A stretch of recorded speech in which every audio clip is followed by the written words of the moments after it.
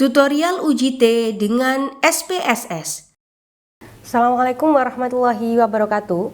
Jumpa lagi dengan saya Indah Lutfia dari program studi D3 Keselamatan dan Kesehatan Kerja Fakultas Vokasi Universitas Airlangga Surabaya. Nah, pada pertemuan kali ini kita akan belajar bersama perihal uji T alias uji perbedaan. Nah, uji T ini dibagi lagi menjadi berbagai macam jenis. Ada uji T yang pertama, uji T satu sampel atau biasa disebut dengan one sample t-test. Kemudian yang kedua disebut dengan uji T sampel berpasangan atau biasa disebut dengan paired sample t-test. Sedangkan uji T yang ketiga disebut dengan uji T sampel bebas atau biasa disebut dengan independent sample t-test. Nah, namun ketiga uji ini ada prasyaratnya. Apabila prasyarat tersebut salah satunya tidak terpenuhi, yaitu prasyarat distribusi normal, maka bisa diturunkan ke uji selanjutnya, teman-teman. Jadi ada yang dinamakan sebagai uji Wilcoxon dan juga ada uji Mann-Whitney. Nah, bagaimana sih kira-kira tata cara penggunaannya gitu ya? Apa itu uji T sampel bebas, sampel berpasangan, bagaimana tujuan penggunaannya, bagaimana aplikasinya, dan juga bagaimana tutorialnya. Nah, setelah sekian berikut ini akan kita kupas satu persatu. Nah, untuk yang pertama terlebih dahulu kita akan belajar perihal yang namanya uji T satu sampel. Uji T satu sampel ini dipergunakan untuk menganalisis perbedaan dengan gold standar tertentu. Jadi di sini ketika kita belajar mengenai uji T satu sampel itu disebut dengan yang namanya one sample t-test. Nah, tujuannya untuk apa sih gitu? Tujuannya adalah untuk mengetahui apakah ada perbedaan antara rata-rata sampel dengan standar tertentu yang biasa disebut dengan gold standard. Nah, jadi uji T1 sampel ini dibandingkan dengan standar tertentu. Nah, lalu prasyarat yang lain dari uji T adalah data harus berskala numerik, alias datanya harus berskala interval dan rasio. Jadi di sini untuk skala data nominal dan ordinal tidak bisa ya. Jadi datanya harus berupa angka. Sedangkan selanjutnya syaratnya adalah data harus berdistribusi normal. Yang pertama, teman-teman bisa menentukan hipotesis nol dan hipotesis alternatif.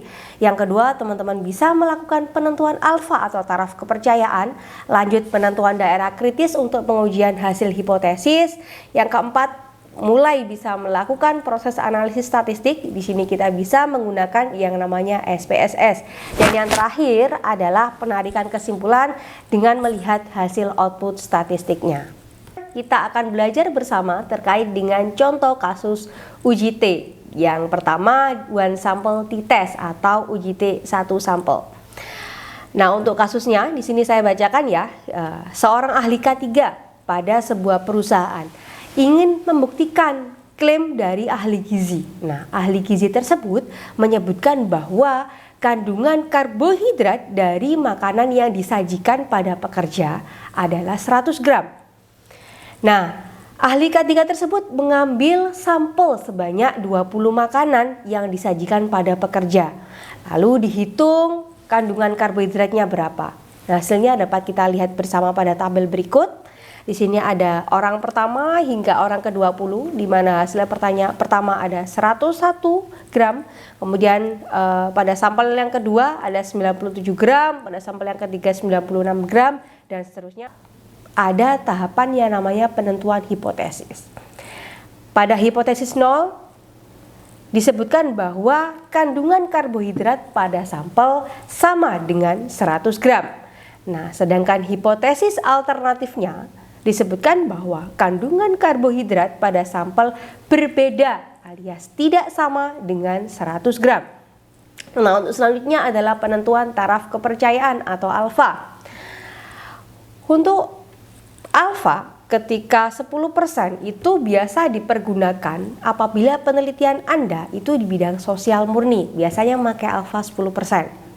Sedangkan alfa 1% atau 0,01 ya, itu seringkali dipakai di penelitian yang cenderung lebih spesifik, utamanya di bidang kesehatan medis ya utamanya. Nah, itu teman-teman bisa menggunakan yang namanya alat atau instrumen pengambilan data. Nah, misalnya untuk menentukan efektivitas dari vaksin, nah itu bisa pakai alfa 1% atau 0,01. Nah, sedangkan pada kasus ini kita pakai alfa 5% karena ini cenderung penelitian di bidang kesehatan masyarakat. Jadi masuk ranah kesehatan tetapi tidak meninggalkan yang namanya ranah sosial.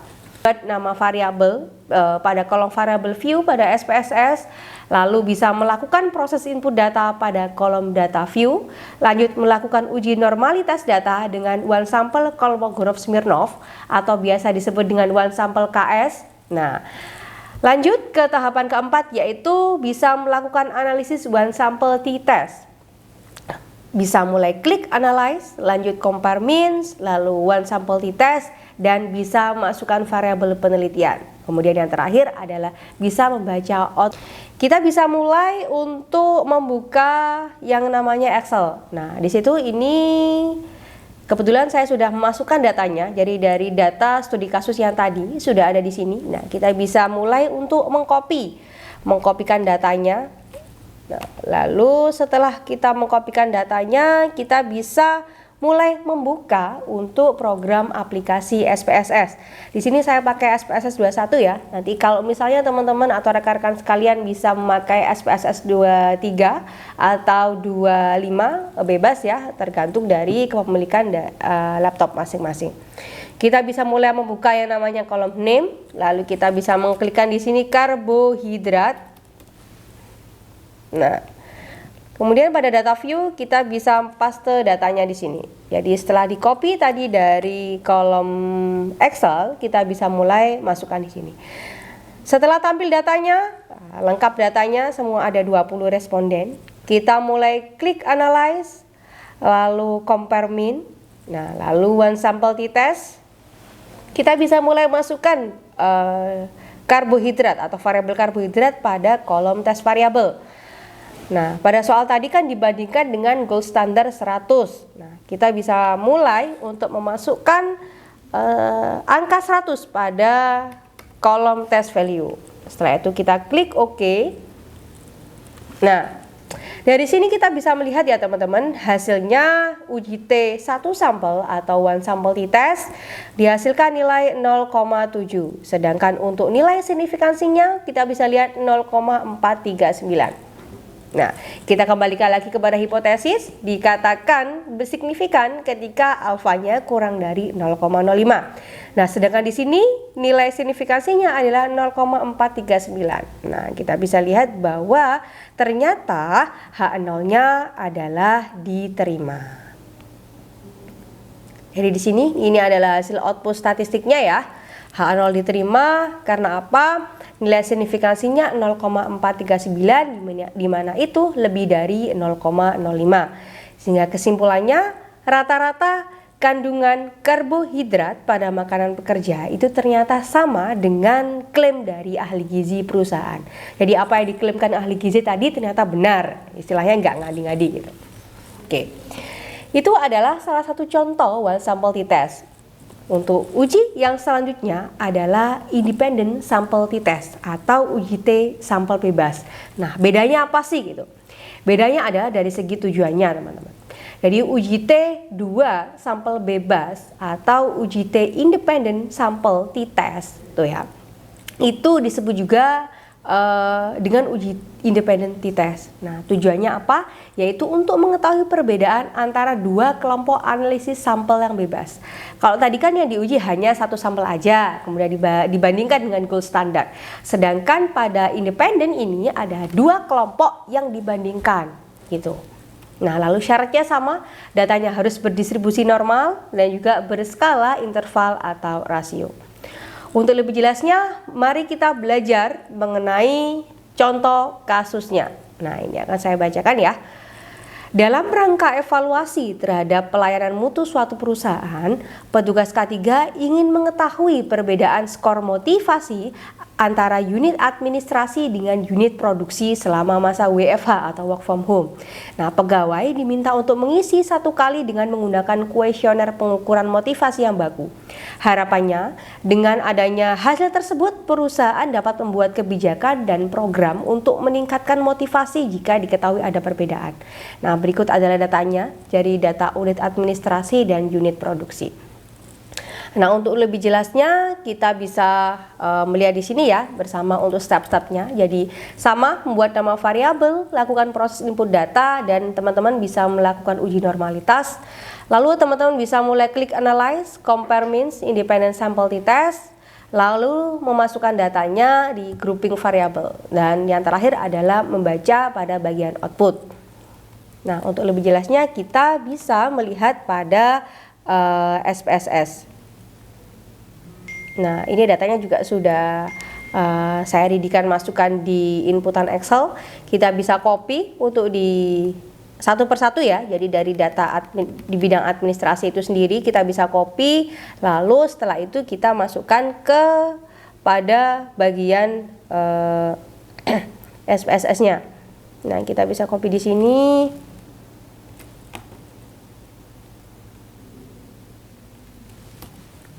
Nah, setelah itu pada bagian produksi kita juga bisa copy ya. Nah, ya tadi kan administrasi. Nah, kemudian yang ini pada bagian produksi kita bisa copy juga dan kita paste di kolom SPSS-nya. Sebelum hal tersebut, teman-teman bisa masuk pada bagian variable view, lalu bisa dimasukkan untuk kolom name-nya. Jadi bisa dibagi menjadi dua, ada kelompok administrasi dan juga ada kelompok produksi. Nah, kalau sudah tampil seperti ini, maka teman-teman bisa mulai untuk klik analyze, lalu compare mean, dan dipilih independent sample t-test karena di sini merupakan dua kelompok yang berbeda sehingga kita bisa memilih yang namanya independent sample t-test. Masukkan pada bagian test variable.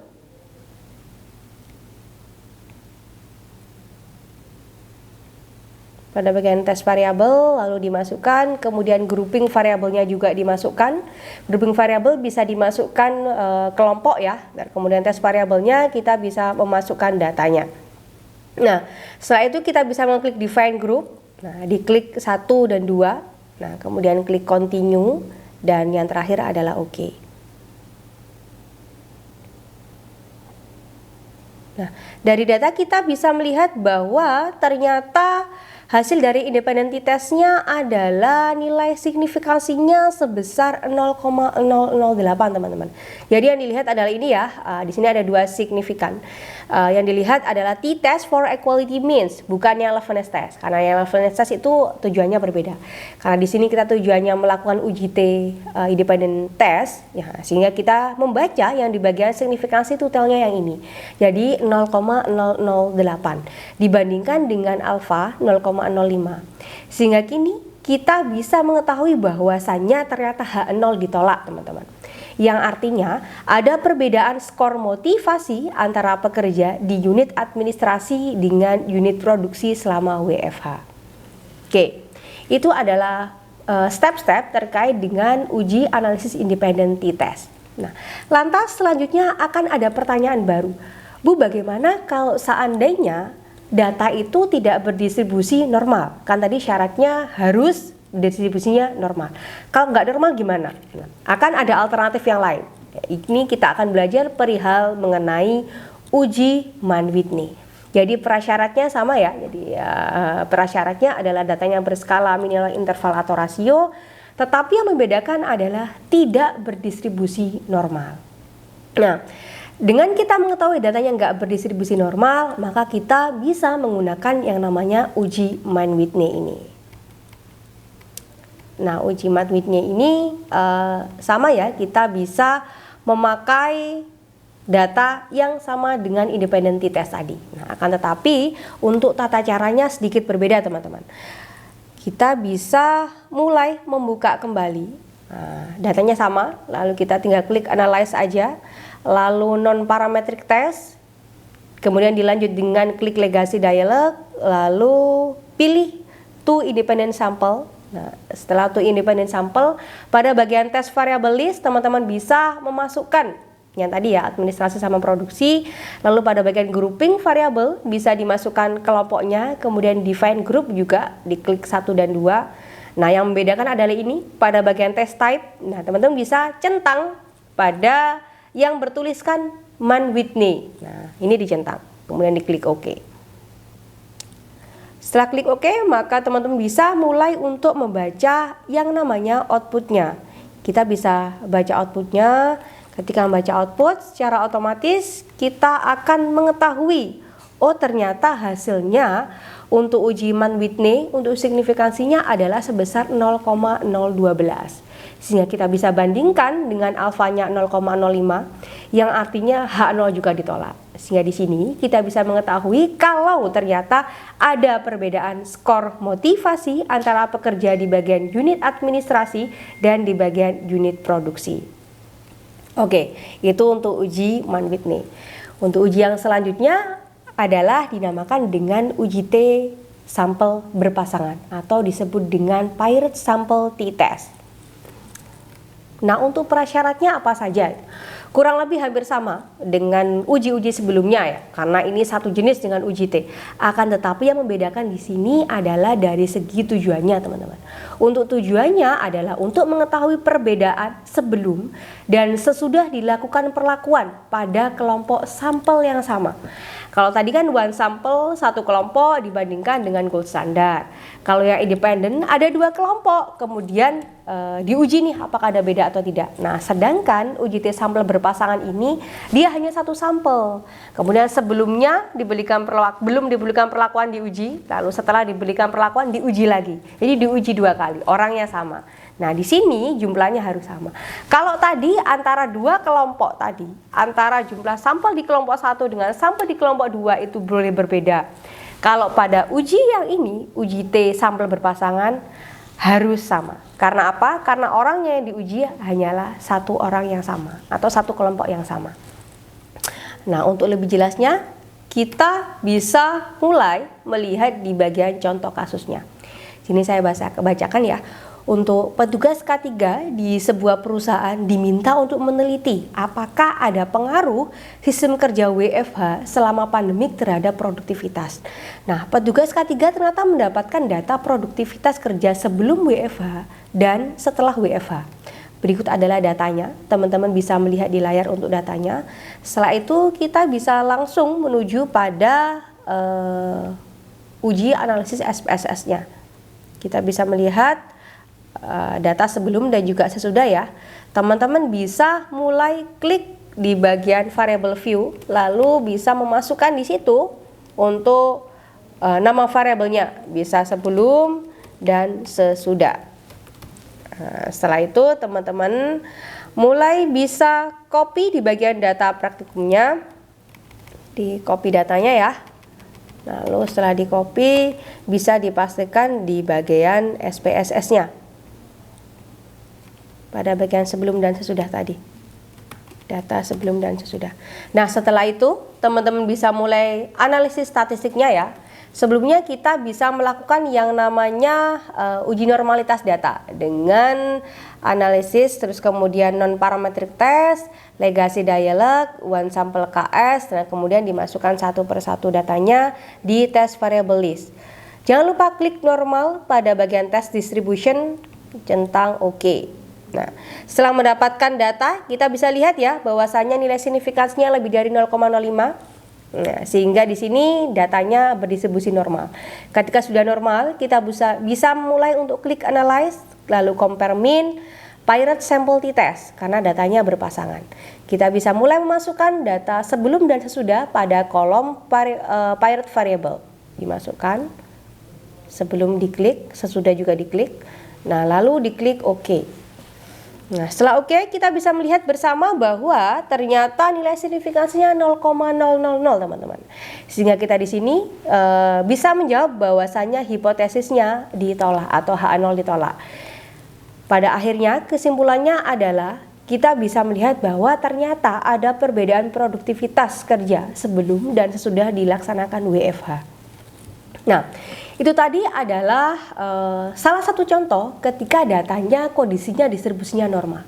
Kalau misalnya datanya kondisinya distribusinya tidak normal, nah, nilai signifikansi hasil dari Kolmogorov-Smirnovnya kurang dari 0,05, maka teman-teman bisa melakukan alternatif uji yang terakhir, yaitu bisa menggunakan yang namanya uji Wilcoxon. Nah, Tetap menggunakan data yang sama ya teman-teman. Teman-teman bisa mulai menggunakan klik analyze, lalu non-parametric test, klik legacy dialog, kemudian bisa klik to related sample. Bisa dimasukkan data sebelum dan juga data sesudah. Jangan lupa di bagian test type, centang di bagian Wilcoxon, nah lalu klik OK. Nah, setelah itu kita bisa melihat hasilnya ya. Nilai signifikasinya di sini tampak 0,000, yang artinya H0 ditolak. Sehingga sama kesimpulannya H0 ditolak, yang artinya ada perbedaan produktivitas kerja sebelum dan juga sesudah dilaksanakan WFH. Tuh. Sekian, itu adalah penjelasan perihal UJT. Ada berbagai macam UJT. Nah, semoga bermanfaat, semoga sehat selalu. Nah, jangan lupa klik like, komen, dan juga subscribe. Nyalakan notifikasi di handphone kalian agar tidak ketinggalan informasi menarik lainnya. Sekian, saya akhiri di sini. Wassalamualaikum warahmatullahi wabarakatuh. Terima kasih.